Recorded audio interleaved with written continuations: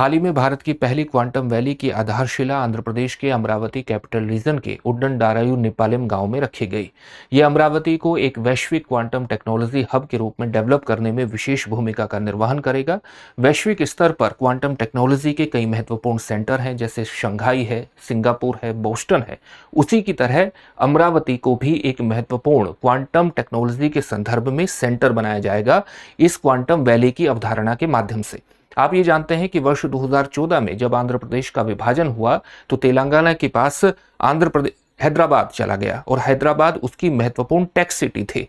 अब आंध्र प्रदेश को किस प्रकार से एक हाईटेक क्षेत्र के रूप में डेवलप किया जाए, ये सरकार की पूरी योजना है और इसी के परिप्रेक्ष्य में आप इसके महत्व को देख सकते हैं कि अमरावती कैपिटल रीजन में ये अब एक महत्वपूर्ण क्वांटम टेक्नोलॉजी हब के रूप में इस एक क्वांटम वैली बना करके एक क्वांटम टेक्नोलॉजी हब के रूप में इसको डेवलप किया जाएगा अमरावती को। ठीक है, यहां पर आपके लिए सबसे ज्यादा जरूरी है क्वांटम टेक्नोलॉजी को समझना। क्वांटम भौतिकी किस प्रकार से काम करती है, अगर आपने क्वांटम भौतिकी को समझ लिया तो आप इस क्वांटम वैली के महत्व को भी आराम से समझ लेंगे और किस प्रकार से भविष्य में कई तरह के महत्वपूर्ण काम करेगा इसको भी जान जाएंगे। इन सभी पक्षों पर बात होगी, लेकिन उससे पहले इस बात को ध्यान में रखिएगा कि दृष्टि संस्थान ने आपके जीएस की तैयारी को पूरी तरह से करवाने के लिए आप घर बैठकर ही जीएस की तैयारी कर सके, इस बात को ध्यान में रखते हुए हाल ही में कोर्स लॉन्च किया है जिसका नाम है GS studio foundation live online course. ये मात्र 24,999 में आपकी जीएस की तैयारी को मात्र 14 महीने में पूरा करा देगा। और इसकी सबसे खास बातों में शामिल है कि इसको करने के बाद जब आप दृष्टि संस्थान की किसी शाखा में जाएंगे और ऑफलाइन बैच में एडमिशन लेंगे जीएस फाउंडेशन के, तो वहां पर इस फीस को पूरी तरह से एडजस्ट कर दिया जाएगा, यानी एक तरह से फ्री में कोर्स आपको पढ़ने वाला है। इसके संबंध में जो बैच है वो हिंदी, इंग्लिश और हिंग्लिश तीनों में ही उपलब्ध होंगे। हिंदी, इंग्लिश और हिंग्लिश तीनों में उपलब्ध होंगे। इंग्लिश के बैच में हिंदी, इंग्लिश दोनों में चीजें समझाई जाएंगी, लेकिन नोट्स उपलब्ध होंगे इंग्लिश में। साथ ही आप किसी भी बैच में एडमिशन ले सकते हैं। एडमिशन लेने के लिए डिस्क्रिप्शन में दिए गए लिंक पर जाइए, अपने एडमिशन को सुनिश्चित कर लीजिए, या आप दृष्टि लर्निंग ऐप को डाउनलोड कर लीजिए, वहां से भी एडमिशन हो जाएगा। जब आप एडमिशन ले और इस फीस में मैक्सिमम डिस्काउंट चाहें तो मनीष कोड का इस्तेमाल कर लीजिएगा। मनीष कोड का इस्तेमाल करने पर आपको इस फीस में भी मैक्सिमम डिस्काउंट प्राप्त हो जाएगा। इस फीस को आप ईएमआई पर भी जमा करा सकते हैं, इस बात को भी ध्यान में रखिएगा। किसी भी प्रकार का डाउट हो तो 8750187501 पर कॉल कर लीजिएगा। अब बात करते हैं क्वांटम भौतिकी की। क्वांटम भौतिकी की वो शाखा है जो कि बहुत ही सब एटॉमिक लेवल पर कणों के व्यवहार का अध्ययन करने की कोशिश करती है। सब एटॉमिक लेवल पर मतलब ये इलेक्ट्रॉन, फोटोन, प्रोटॉन, इस तरह के कणों का अध्ययन करने की कोशिश करती है। इन्हीं के स्तरों पर ये ऊर्जा के व्यवहार को समझने की कोशिश करती है, पदार्थ के व्यवहार को समझने की कोशिश करती है। और इस बहुत ही सब एटॉमिक लेवल पर अगर आप पदार्थों के व्यवहार को देखेंगे तो वो बहुत ही अजीबोगरीब तरह से व्यवहार करते हैं। ऊर्जा का व्यवहार बहुत अजीबोगरीब होता है। सामान्य भौतिकी के नियम यहाँ पर फेल हो जाते हैं अगर आप यहाँ पर अध्ययन करने की कोशिश करेंगे। जैसे क्वांटम भौतिकी में आप ये देखेंगे कई चीजों को, एक अवधारणा आती है सुपरपोजिशन की। सुपरपोजिशन की क्या अवधारणा है? जैसे आप सामान्य भौतिकी में देखेंगे या तो सिक्का हेड होगा या टेल होगा, या तो पंखा चलेगा या पंखा बंद हो जाएगा। लेकिन क्वांटम भौतिकी के स्तर पर, अत्यंत सूक्ष्म स्तर पर, सब एटॉमिक लेवल पर यह व्यवहार बदल जाता है। यह व्यवहार इस प्रकार से बदल जाता है कि वहां पर पंखा एक ही साथ चल भी सकता है और बंद भी हो सकता है। एक ही साथ सिक्का हेड और टेल दोनों हो सकता है। तो इसलिए क्वांटम कंप्यूटिंग के अंतर्गत आप देखेंगे कि बहुत जटिल गणनाएं बहुत तेजी से की जा सकती हैं। आप इसको एक उदाहरण के माध्यम से समझने की कोशिश कीजिए। सुपरपोजिशन का मतलब क्या है? सुपरपोजिशन का मतलब है कि कण एक साथ कई अवस्थाओं में हो सकता है। ठीक है, कण एक साथ कई अवस्थाओं में हो सकता है, कई स्थानों पर हो सकता है। सुपरपोजिशन का मतलब यह है। तो इसका फर्क किस प्रकार से पड़ेगा? जैसे सुपर कंप्यूटर है आपका, तो सुपर कंप्यूटर में आप बिट्स का इस्तेमाल करते हैं, और बिट्स में क्या होता है? बिट्स क्या है? सूचना की मूलभूत इकाई है। इसमें या तो 0 होता है या 1 होता है। ठीक है, क्वांटम कंप्यूटिंग में जो सूचना की मूलभूत इकाई है वो क्या है? वो क्यूबिट्स है। और क्यूबिट्स के अंतर्गत अगर आप देखें तो 0 या 1 दोनों स्थितियां एक साथ हो सकती हैं, और जब दोनों स्थितियां एक साथ होगी तो इसकी जो गणनाएं होंगी वो बहुत जटिल गणनाएं भी बहुत तीव्र तरीके से कर सकता है। किस प्रकार से कर सकता है? ऐसी गणना जिसको सुपर कंप्यूटर को करने में सैकड़ों हजारों साल लगे, वो इसको केवल कुछ मिनटों में उस गणना को निपटा देगा, क्योंकि ये एक ही साथ कई चीजों का इस्तेमाल कर सकता है। मान लिया एक ताला है और सुपर कंप्यूटर को ये ताला खोलना है, चाबी इसकी खो गई है, तो वो क्या करेगा? वो पहली चाबी लगाएगा, फिर दूसरी चाबी लगा के देखेगा, फिर तीसरी चाबी लगाएगा, चौथी चाबी लगाएगा, फिर बहुत सी चाबियां लगाने की कोशिश करेगा बारी बारी से, और देखेगा कि कौन सी ताली लग सकती है। हालांकि इस प्रक्रिया को वो बहुत तेजी से करेगा। लेकिन क्वांटम कंप्यूटर में क्या होगा? इन सारी चाबियों को एक साथ लगा करके देखा जा सकता है कि कौन सी चाबी से ताला खुलेगा। इस प्रकार से जिस प्रक्रिया को करने में इसको सैकड़ों साल लगेंगे, उसी प्रक्रिया को ये केवल कुछ मिनटों में निपटा देगा। यही कारण है कि क्वांटम कंप्यूटिंग के क्षेत्र में, या क्वांटम कंप्यूटिंग का जब पूरी तरह से प्रयोग होने लगे, तो ये बहुत जटिल गणनाओं को बहुत तीव्र तरीके से कर सकता है। बहुत बड़े डेटा का समाधान एक साथ कर सकता है, बहुत बड़े डेटा का एक साथ प्रयोग कर सकता है। इसका लाभ क्या होगा? मान लिया स्वास्थ्य के क्षेत्र में बहुत सारे डेटा का ये प्रयोग करेगा, तो ये कैंसर जैसी बीमारियों का इलाज, दवाइयां ढूंढ सकता है। ये पर्सनलाइज्ड दवाइयां भी तैयार कर सकता है। आपके शरीर का, आपकी फिजियोलॉजी का अध्ययन करके ये पता लगा सकता है कि किस तरह का दवाइयों का कौन सा मिश्रण आपके लिए सबसे ज्यादा उपयोगी होगा। इसलिए पर्सनलाइज्ड मेडिसिन के क्षेत्र में क्रांतिकारी परिवर्तन कर सकता है।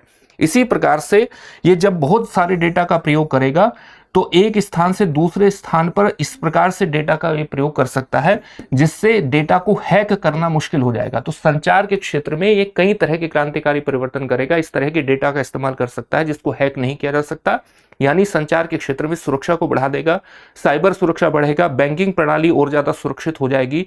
आप इस तरह के जो खुफिया डेटा है जो कि रक्षा के क्षेत्र में प्रयोग कर सकते हैं, उसको एक स्थान से दूसरे स्थान पर बिना कोई उसको हैक करने के डर के भेज सकते हैं।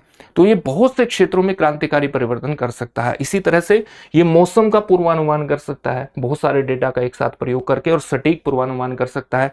इसमें आप ऐसे सेंसर्स का इस्तेमाल कर सकते हैं जो बहुत से छोटे कण को भी बहुत सटीक तरीके से पहचान लेगा। तो सेंसर के क्षेत्र में क्रांतिकारी परिवर्तन हो जाएगा। कृषि में आपको कितने जल का प्रयोग करना है उसका पहले से निर्धारण कर देगा। उत्पादन आपका कितना होने वाला है इसको आपको पहले से बता देगा।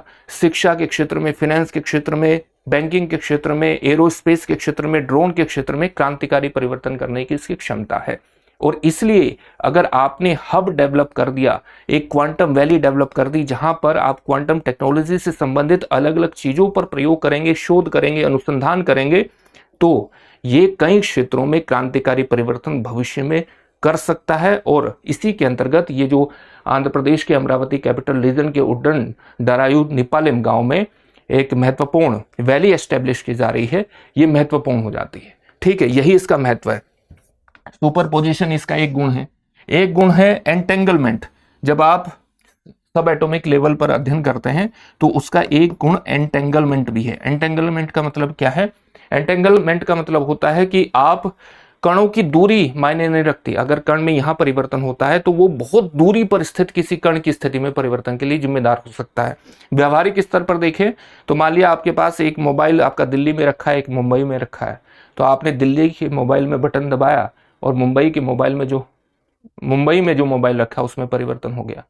अगर हम इस जो सब एटॉमिक लेवल पर व्यवहार हो रहा है इसको हब एटॉमिक लेवल पर ले आए तो आप देख सकते हैं कि कितने बड़े स्तर पर क्रांतिकारी परिवर्तन हो सकते हैं।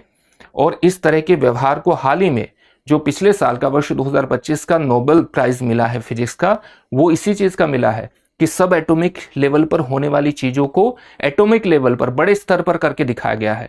तो ये भविष्य में होने की पूरी संभावना है। इसी तरह से आपने इसमें देखा होगा वेव पार्टिकल डुअलिटी।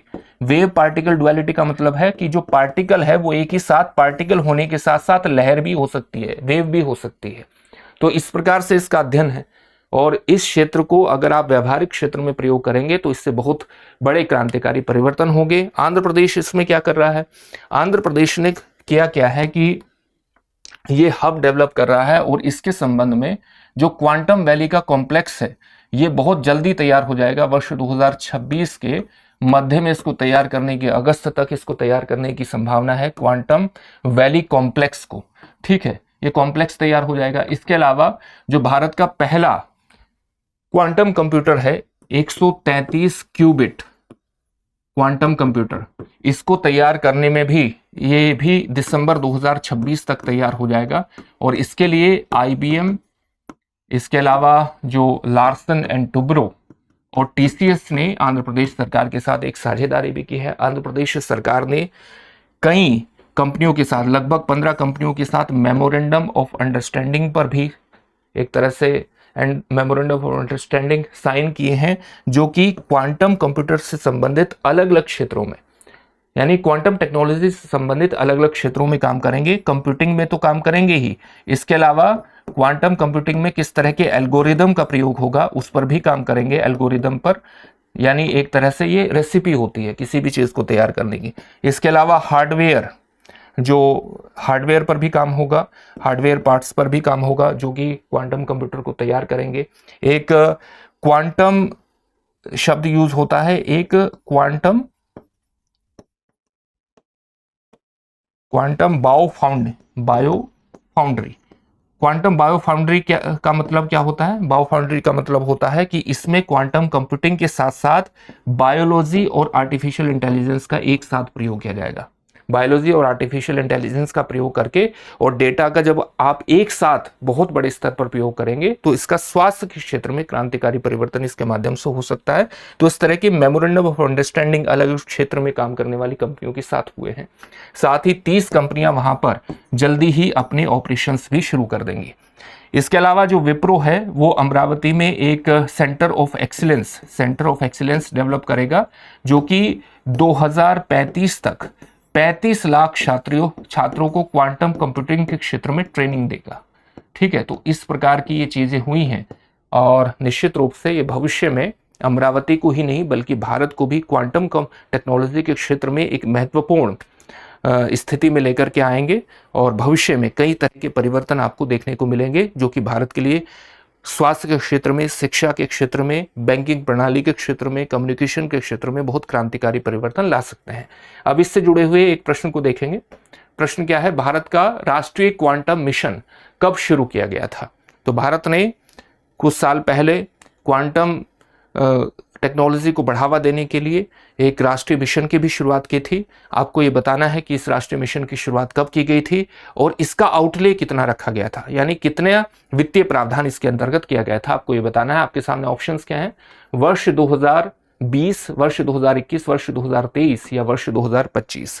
इस प्रश्न का उत्तर कमेंट बॉक्स में कमेंट करके जरूर दीजिएगा। साथ ही हमारे चैनल को सब्सक्राइब जरूर कीजिएगा। वीडियो अच्छी लगी हो तो लाइक करिएगा, दोस्तों के साथ शेयर भी जरूर करिएगा। फिर से एक नए सेशन में मुलाकात होगी। धन्यवाद। अब एग्जाम की तैयारी को और बेहतर करने के लिए हमारे चैनल को लाइक, शेयर और सब्सक्राइब करना ना भूलें।